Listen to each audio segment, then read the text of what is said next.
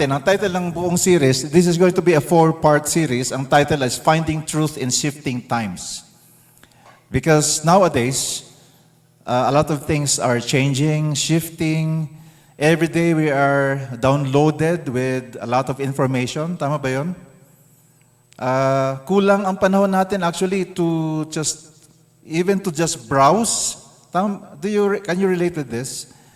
We will actually be spending a lot of time just browsing through everything that comes before our screens. Sa FB pa lang, kukulain ka na. Kung meron ka pang TikTok na account, meron ka pang IG. Alam niyo yung IG? Oh, tinitest ko lang kayo. Alam niyo talaga lahat. Ano? Instagram.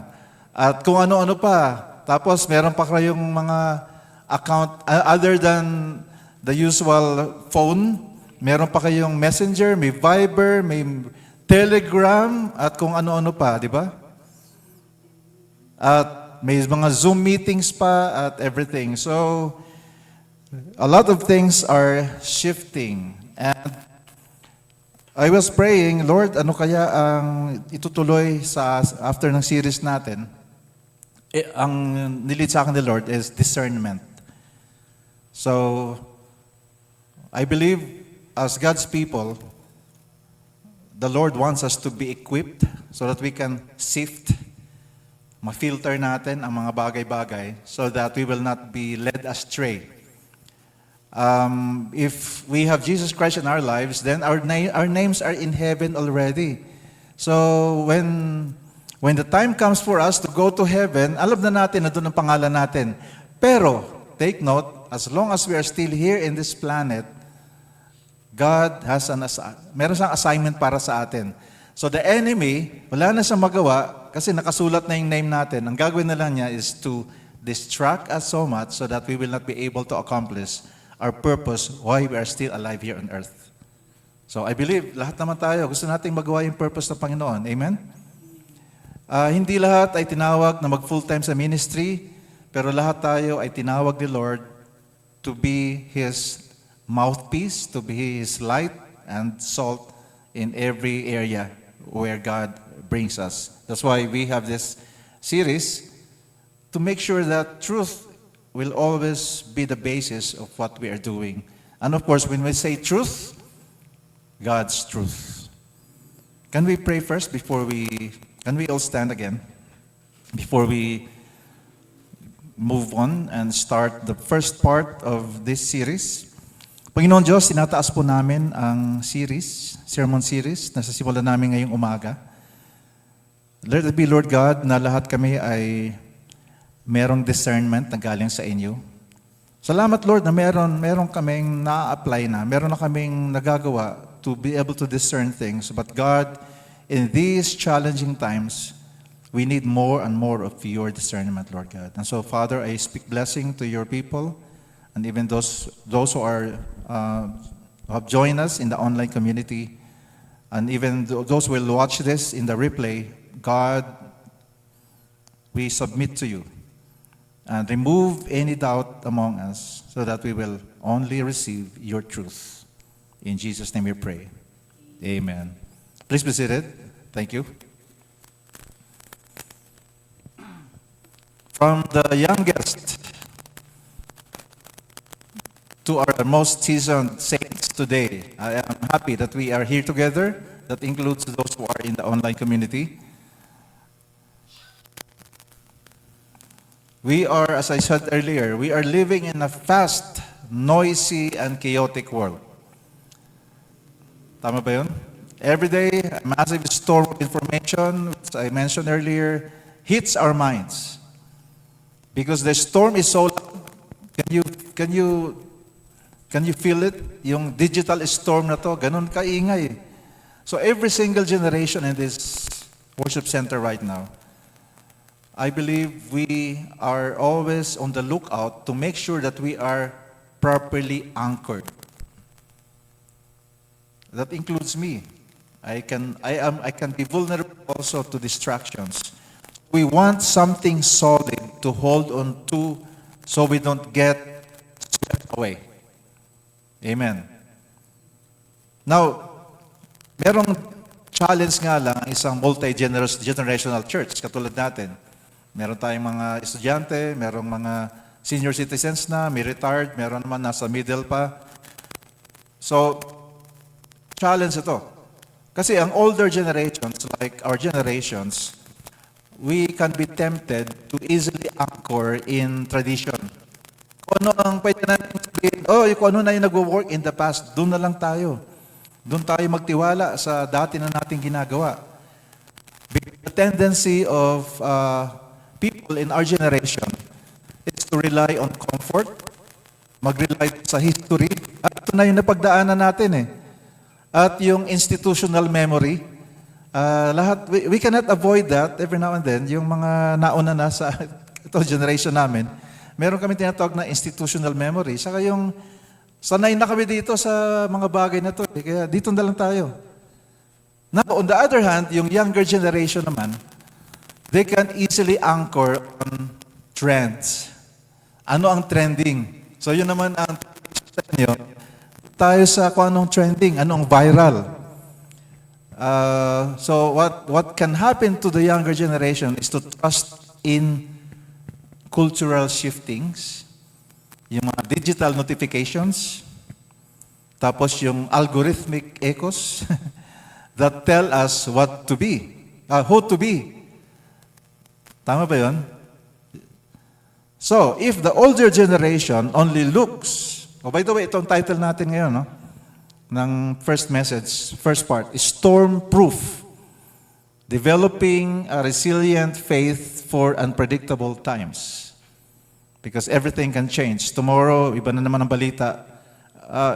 Idagdag ko lang, kasi global community na tayo, especially with the digital community. What happens in Peru, parang kahapon, no? Dito, by the way, singit ko lang, excited kahapon sa training dito. A few minutes later, I found out merong massive earthquake sa Peru at merong video doon na nakakagulat, nagsishake. So, you can madaling mag-shift yung mood mo eh. From excitement to fear. Tapos may nag-post pa, be aware, the earth is shaking. So, kung mahina-hina ang puso, naku, sa Baguio siguro, susunod na. So, that's why this is our message today, Storm-Proof, Developing a Resilient Faith for Unpredictable Times. Now, let's move back again doon sa challenge natin. So, Dominic, ito yung older generations, ano? Kanina na-mention ko na. They're anchoring in tradition. Sige, move na. Yan. If the older generation only looks backward at a nabanggit ko kanina ng mga tradition, etc., monument yun. Monumento. Ang monumento ay cold. So, kaming mga older generation, kung doon ka lang kami nakafocus, paatras sa monument, tapos yung younger generation naman, ang focus ninyo ay outward. Trends ang binabantayan ninyo. Ang mangyayari, yung dalawang generation natin, yung bridge between us, magko-collapse. Kaya, importante itong mensahe natin ngayon, from the Word of God, kailangan magkasabay ang dalawang generations in this being storm-proofed. Amen? Kaya mamaya may gagawin tayo after the message.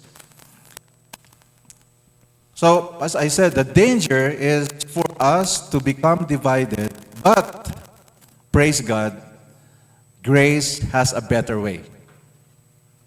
Si Jesus Christ, He provided a solution, or provides, kasi it's available even now. Jesus Christ provides a solution that cuts straight through both tradition and trend. Jesus does not look backward to human history, and He does not look outward to cultural trends. Jesus stands directly on the timeless and changing Word of God. Amen. As I mentioned earlier, we are looking for a secure anchor in a fast-paced digital storm. And some people are really desperately looking for this anchor that will secure us in these shifting times. If we continue to look for that anchor in human systems, LJC family and friends, we will unfortunately fail, and the generation will divide. So, I'd like to invite you now to step into what Jesus did when he went into a barren wilderness as our substitute to face the exact traps defeating us today. So I'd like you to open your hand out and let's go, or actually look at the screen rather. Let's look at the screen as we read this passage. Matthew chapter 4, verse 1 to 4. Again, can we stand up in respect to the Word of God? And let us read together.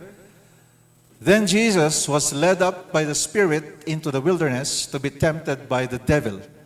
And after fasting 40 days and 40 nights, he was hungry. And the tempter came and said to him, "If you are the Son of God, command these stones to become loaves of bread." But he answered, "It is written, man shall not live by bread alone, but by every word that comes from the mouth of God." Let's pray. Father, we thank you for the word today, and we believe, Lord God, that you have a specific purpose and reason why you're allowing your word to be released today. Cause us to receive this fully, embrace your word, and allow your word to be planted and bear fruit in each one of us. Thank you, Holy Spirit. You are the teacher for all of us today. In Jesus' name we pray. Amen. Thank you. Please be seated.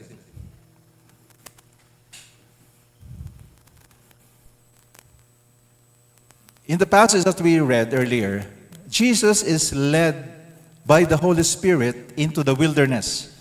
If you remember, this happened immediately after his baptism through John the Baptist at River Jordan. So Jesus is led by the Holy Spirit into the desert, and he is tired. He is starving. He is, hindi lang sa gutom, isolated pa. Pasok na yun si Satan para atakihin siya. And notice how Satan uses the exact same traps we face today. By the way, yung pagpunta ni Jesus sa wilderness, it mirrors Israel's 40-year failure in the desert. So I'd like you to think about this while going through this. Remember, yung Israel, yung first generation ng Israelites, when they were led by Moses, they failed to cross the desert and go to the promised land. So, makikita natin to ngayon, no? Pero ano nangyari nung panahon nung sila ay nasa desert? God provided bread. Remember?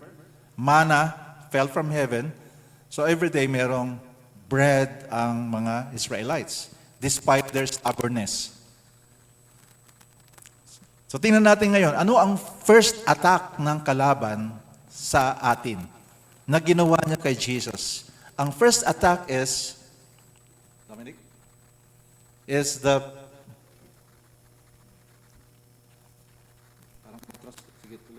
forward na tayo. Hindi ko pa lang nabanggit yun, no? Sige. First attack. Doon na lang sa handout ninyo. First attack. Satan appeals to history or appeals to history. Ang unang atake ni Satan is, ang pinaalala niya kay Jesus, yung history. Di ba, nung kinote niya ngayon na sabi ni Satan, do what has always been done to survive. Gawin mong tinapay itong mga bato. Remember, nasa desert si Jesus, di ba? So, binabalik ni Satan yung nakaraan ng mga Israelites ay nakakakain ng bato sa desert. So, yun ang atake ng kalaban sa atin na mag-rely ka lang sa nakaraan. Kasi yung nakaraan ay, ano na yan, subok na. Nangyari na yon. So nakikita niyo yung ano dito, yung kung bakit ito ang attack ng kalaban, lagi tayong ibabalik sa nakaraan. Wala namang problema sa nakaraan. Kaya lang, kung doon lang tayo sa nakaraan mag-focus, hindi tayo makapag-move forward. At katulad nung nabanggit ko kanina na danger, pwede magkaroon tayo ngayon ng separation and divide with the younger generation kung sila din ay ma-atake ng kalaban. So, take note with that. Pero ang ginawa ni Jesus, ano ang kanyang pang-counter doon sa attack ng kalaban?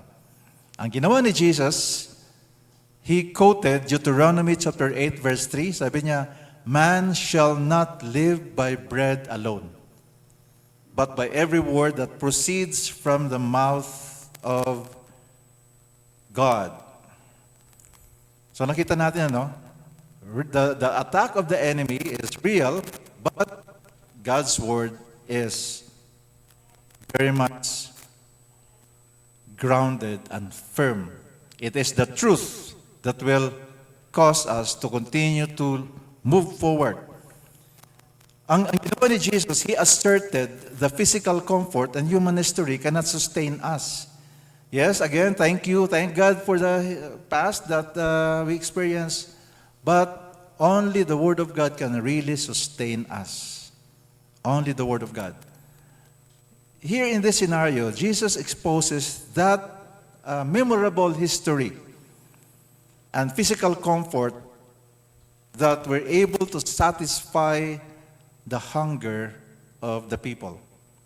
So sa atin din ngayon, this can be a danger to us when we are obeying God. Ang gagawin ng kalaban, ipaalala lang, katulad ng kwento kayo ni Ma'am Tess, comfortable na sana punta ng simbahan, punta sa estasyon, sa family, okay na Pero si Lord kasi may pinapagawa Kaya pwedeng, okay naman na noon, Lord, okay naman na, kaya wag mo nang dagdagan, Lord.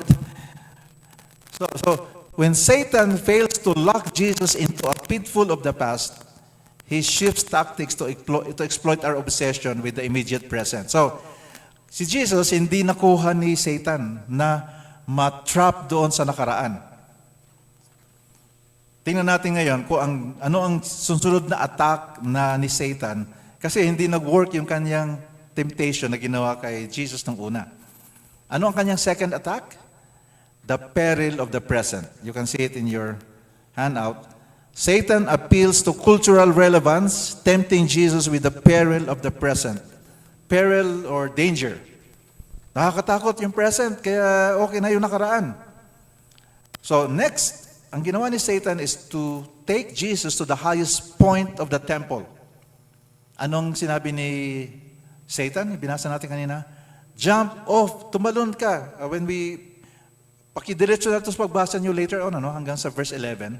If you have your Bibles, just open it from chapter 4, verses 1 to 11. Ang sabi ni Satan kay Jesus, halika, tumalon ka dito para sumikat ka, para mag-viral ka, para mag-trending ka. Sa panahon natin, yun yung wordings, Sige, magpakita ka, mag-post ka, mag-appear ka para makita ngayon na sikat ka. Kasi merong miracle na nakikita ang mga tao. Tapos dahil dyan, marami ka ng followers. Kasi everyone is looking for something spectacular. Si Satan, kabisado niya ang Bible. But what he does is to misquote the Bible. He would try to get a Bible verse at imamatch na ngayon doon sa mga trending. At saka, kanina yung nakaraan, ito naman yung trending. Kinukuha niya yung hinuhook niya tayo para tayo ay mabiktima niya. Now, let's find out how does Jesus answer in this scene. Ang ginawa ni Jesus, He did not check the cultural temperature. Di niya tinignan, ano kaya sasabihin ng mga tao paglabas ko sa desert? Pero ang ginawa niya, He quoted Deuteronomy 6 verse 16. Again, Jesus quoted the Word of God. Sabi niya kay Satan, "You shall not tempt the Lord your God." Jesus refuses to let a temporary trend dictate His divine mission. Life Journey family, look closely at how Jesus wins the battle. We need both biblical diligence. Amen? Meaning, what does it mean, biblical diligence? We have to know the passages. We have to know the text of the Bible. And we have to allow the Holy Spirit's power to lead us. So we need biblical diligence first, side by side with the Holy Spirit's power. Jesus, He knew what the text said. Alam niya ang text. Jesus did not get what God's Word said. He knew it by heart. Jesus, He had deep structural roots in the text. Of course, alam na natin sa book of John, Jesus is the Word. Pero dito, because Jesus was living just like us, He modeled how to be embedded with the Word of God. Hindi lang siya yung alam lang niya yung Bible, but the Bible is part of his being. Second, he was filled with the Holy Spirit. See, Jesus, the way he was living at that time, it was not a dry, cold, legalistic recitation. So hindi niya ginawang parang formula yung Word of God na binasa lang niya, tapos pag binasa ko to, something will happen. But he proclaimed it with the power of the Holy Spirit. According to Matthew, Jesus was led by the Spirit in the desert. So now, Life Journey family, when the structural diligence of the Word meets the active fire of the Holy Spirit, pag nagtagpo ang ating sipag sa pag-aaral ng Biblia at ang power ng Holy Spirit, anong mangyayari? Katulad ng nangyayari kay Jesus. The devil has to flee. Kaya, Life Journey family, ito ngayon we have to really take note of this to make sure that we are spending time reading the Word of God and allowing the Spirit of God to be the one leading us. Because when this happens, the enemy cannot continue doing his thing. He might try to attempt again, but he will win. So we need both elements to survive or thrive our own modern wilderness. Wala man tayo sa physical na desert, but we can find ourselves in a modern, digital wilderness. Filled with the Holy Spirit and rooted in the text, Jesus achieves a flawless victory where Adam and Israel failed. So, take note of this. That's why Jesus has to come. Yung kanyang mga pinadala na prototype or parang, hindi prototype, representation kay Jesus, they all failed. Adam, he failed. Si Adam, he was empowered by God, but he failed. And then Israel or Jacob later on, they both failed. That's why Jesus has to come to model to us how to live in this manner. Buhay na buhay ang salita ng Diyos, tapos being led by the Spirit of God. Kaya yung victory ni Jesus, it acts as a mirror showing our deep need. I'd like to really communicate this, that at this particular time in history where we live, we really have this deep need for the Word of God and being led by the Holy Spirit. Amen? So let us look at the core truth of how Christ's victory rescues us from the dead monuments and dangerous cultures, drifting. So hanggang ngayon, pinag-usapan pa rin natin na we can be both tempted, yung mga older generations, mag-rely sa nakaraan, tapos yung younger naman, mag-rely sa trend. But actually, even us na older generation na in-embrace na yung technology ngayon, nakikita natin to na merong danger talaga. Inaamin ko na pag nag-post ako, natitempt ako tingnan, ilan na yung nag-like. Ano kaya ang magandang gawin para trending yung i-post ko? So I have to admit that although I belong to the older generation, pero because of my decision to embrace the millennial and Gen Z mindset, I understand what is going on with relying on trends. So I'm living on both worlds right now. Pwede akong magsabi na lang na, balik na lang ako sa nakaraan namin. Mas okay pa yun. Sana wala ng internet. Bawal ang internet. Pero we cannot do that. That's why we need this. See how Jesus became victorious. So tingnan natin, ang core truth.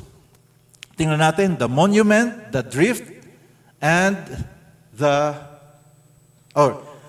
cross. So let us be deeply honest with ourselves today. Naging honest na ako kanina, no?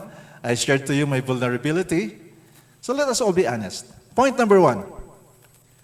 Tradition without truth is a monument. And then trends without truth are adrift. Meaning, if we rely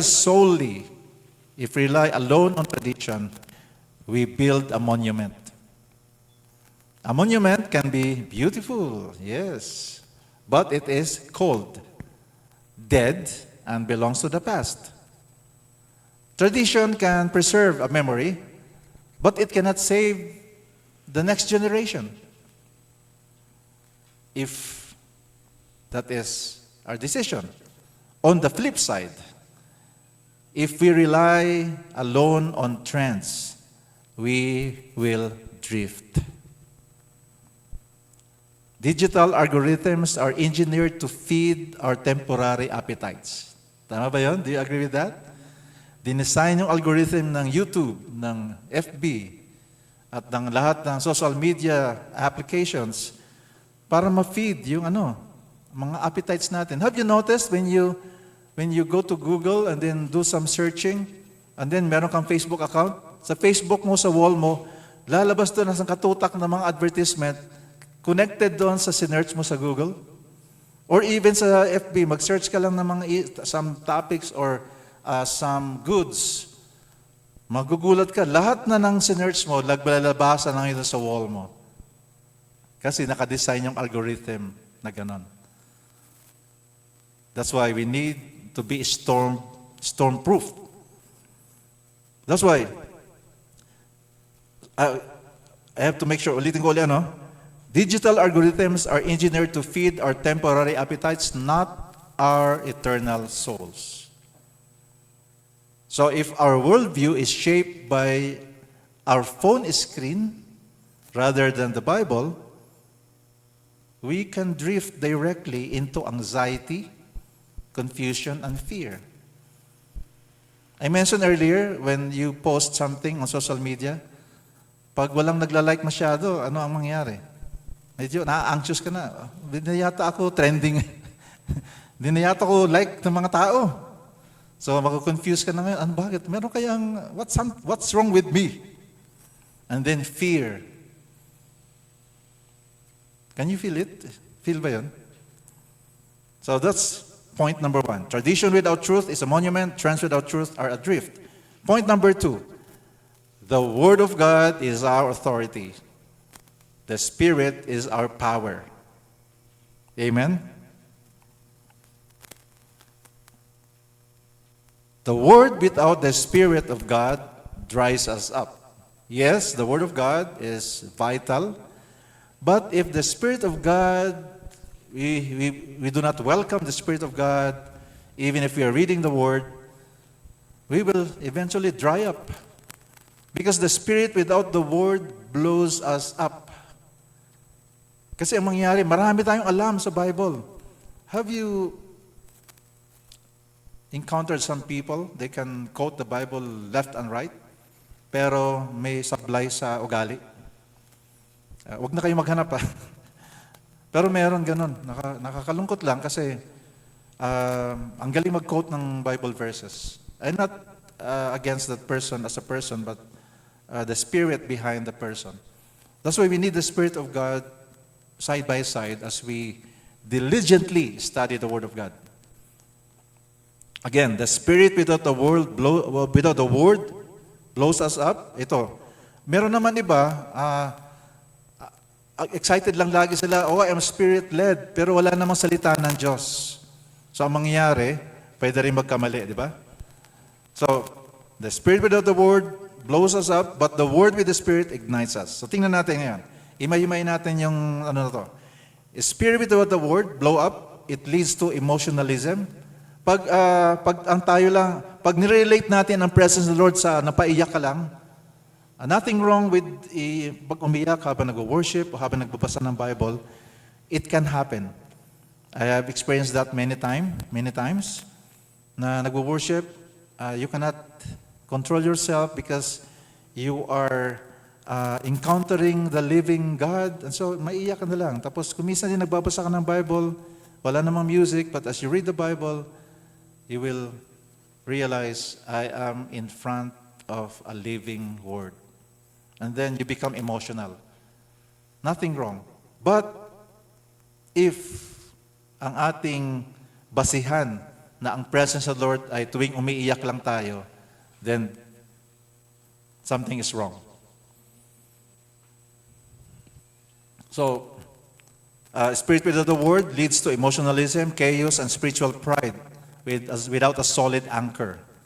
And then the Word without the Spirit, it dries us up.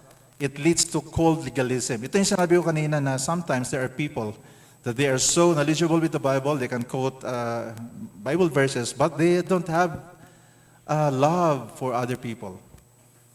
Walang power, walang buhay. And then, the good thing is, if we choose the third combination, the Word and the Spirit, it will make us grow up. Amen. It brings healthy, balanced, and powerful Christian maturity, rather. Hallelujah. So that's the choice that we have to make. Side by side, the Word of God and the power of the Holy Spirit in us. Let's talk about the message of grace. I don't know if we are experiencing this, yung na-mention ko kanina na mga temptations, because some of us can feel guilty. Some of us, mga elders, maybe we will realize that sometimes gusto natin yung dati na. Kasi maganda naman yung dati. Pero ang nangyayari, yung puso ng younger generation nasasaktan. Yung mga youth naman, maybe you realize you have been deeply compromised by the trend of this world. Pwede rin ganun, no? Kaya nagbabanggaan yung dalawang generation kasi para sa amin, maganda naman yung ginagawa namin eh. Kaya lang, the way we do it, communicate this to the young people, we are hurting them. Tapos yung mga young naman, hindi, yung alam nyo, wala na yan, laos na. So, we hurt each other, but that is not what God wants. So the good news, even if that can happen, the good news is where we fell, Jesus stood firm. Amen? Tayo man ay sumablay, tayo man ay nagkakamali, tayo man ay natatempt, na both matempt sa nakaraan at matempt sa trending, Jesus is standing firm. Amen. Jesus won the battle in the wilderness on our behalf. Amen. He did not just give us an example to copy. Jesus gave us His victory to claim. So we can claim, as Jesus followers, we can claim His victory in the wilderness. That is also my victory because Jesus is in me. Amen? His grace forgives our drift. So kung meron mang nagdidrift dito towards trending, God is more than able to forgive you. Kung meron man mga older generation, ang tendency is to look back and hold on and cling to the traditional things that is hurting the young generation, God's grace is more than enough. Amen? Para puksain niya, basagin niya yung mga rigid na legalism. para tayo ay mailagay na naman niya yung mga paa natin, mailagay sa solid rock of His finished work. That is God's grace. Kaya wag ka nang magsabi sa sarili mo, talagang sablay talaga ako, tapos magdual ka na doon. Ang gagawin natin ngayon ay tumayo tayo na because of God's grace, He has the victory and we can claim His victory as well. Amen? When the Word and the Spirit unite, we move past dry legalism into a vibrant, powerful Christian maturity. Because we are secured by His finished work, we are free to change how we live this week. Amen? Tinapos na ni Jesus ang lahat ng di natin kayang gawin. Kaya ang kailangan natin ngayon tumayo sa finished work niya. Kaya kung meron man pinapakita ang Panginoon sa atin ngayon na kailangan mabago, then we can make a choice this week. Sige Lord, baguhin niyo po Panginoon ang kailangan baguhin. So ngayon, can you turn with me to our practical battle plan? Battle plan ito ng Panginoon Diyos, where gratitude drives us to log off our screens and lock into the living Word. So, I'm not saying na evil yung mga screen natin, ha? Baka sabi sa live journey no Sunday, mag-log off na daw kami, hindi na kami gagamit ng mga digital platform. I'm not saying that. Ang sinasabi ngayon is, sinong may control sa ating screen? Si Lord ba or yung screen? So yun ang usapin ngayon. So, ang gawin natin, when we say log off, ibig sabihin, kung kailangan natin na mag-focus na sa salita ng Diyos, then log off muna tayo. Alright? Kasi ang pinag-usapan naman dito, distractions. Tama-tama, nag-post si Angel kanina sa GC natin. Yeah. Maganda yung reminder niya. So how do we walk this out as a multi-generational family this week? So, point number 3 is log off the echo chamber. Ano bang echo chamber? What does it mean? Anong ibig sabihin ng echo chamber?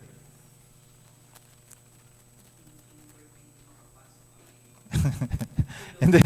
Actually, pag sinabing echo chamber, yung boses mo lang, lahat na nag-agree sa'yo, di ba, gwapo ako. Di ba sa echo, gwapo si Vio, tapos sasagot siya, gwapo si Vio, gwapo si Vio, gwapo si Vio. Yan ang echo chamber. So, kailangan, umalis tayo doon, mag-log off tayo sa echo chamber na self-promoting yung mga nangyayari. Doon lang tayo sa circle natin na lagi tayong binobola. Ay, di ko sasabihin na pag binati tayo na maayos na binobola yun, no? Alam naman natin ang sincere na pagbati at praise, di ba? Pero nakaka-tempt kasi na gusto natin mag-dwell sa echo chamber natin na lahat ng nasa gilid natin nagsasabi ay, ang galing mo talaga. Wala nang hihigit pa sa'yo. Nakaka-tempt yun. Pero, it might not be the truth always. So, kailangan lumabas tayo sa echo chamber. At ang yakapin natin ang salita ng Diyos. Amen? So, sa mga kapwa ko, elders, kailangan natin yung legacy natin. Okay. So, makinig yung mga youth. Para sa aming elders, kailangan naman yung legacy, yung mga best practices namin. Pero, wag naman yung legalism. Na, dapat sundin nyo to, whether we like it or not, kasi it will work for us, sundin nyo to. Hindi naman ganun dapat.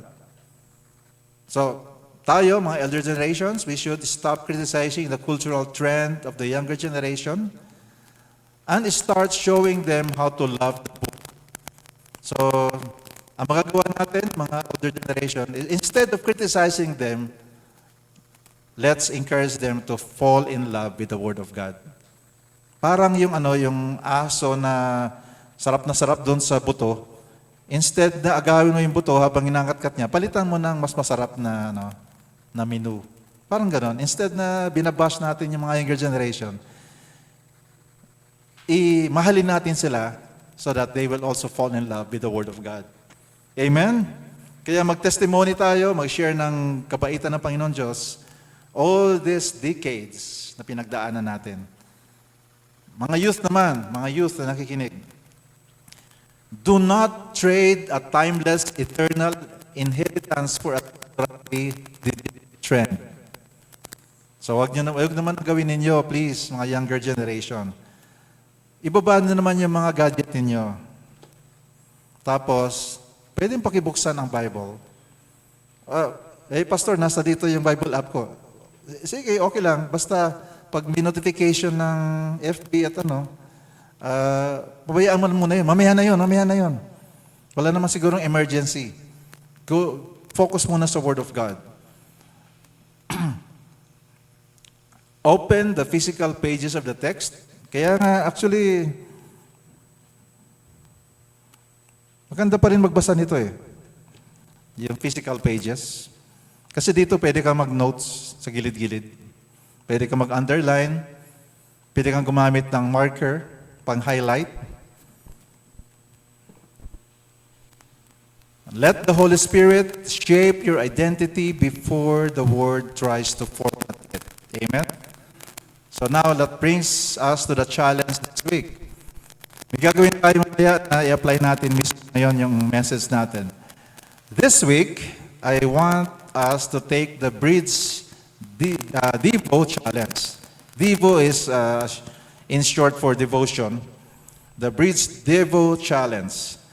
Ngayon, after makakanta tayo ng isa pang kanta, and then magpipray tayo. After our singing here today, and the prayer, I'd like to invite you who are here physically present, find a partner, wag yung anak ninyo, yung older generation, a male like si Brother Edel, maghanap siya ng kakausapin niya, like si Dominic siguro, have a one-on-one, gamitin yung guide na nandito ngayon, it will just take 7 minutes.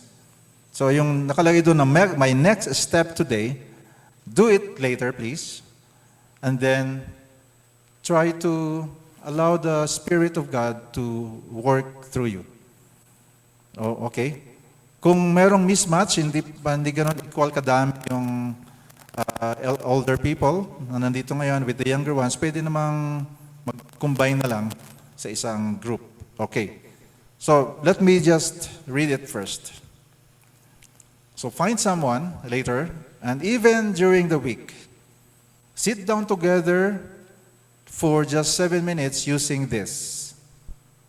Read Matthew chapter 4 out loud and confess where you are tempted to drift and pray for each other.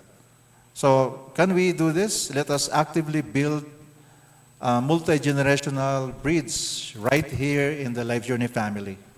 Because that is not what the devil wants to happen. The enemy wants to divide us so that we can make kanya-kanya. Oh, bahala na yung mga bata. Pero I'm sure in our respective families, that is not what we want as well. So that's why we have to establish something like this, intentional, so that we can allow God to give us discernment. So my brothers and sisters, can you stand up right now? And I'd like to ask the worship team to be ready. Life Journey family, heaven and earth will pass away. But God's word will never pass away. As it is written, monuments crumble, trends fade, social media platforms will vanish, but the word of the Lord stands forever. Amen.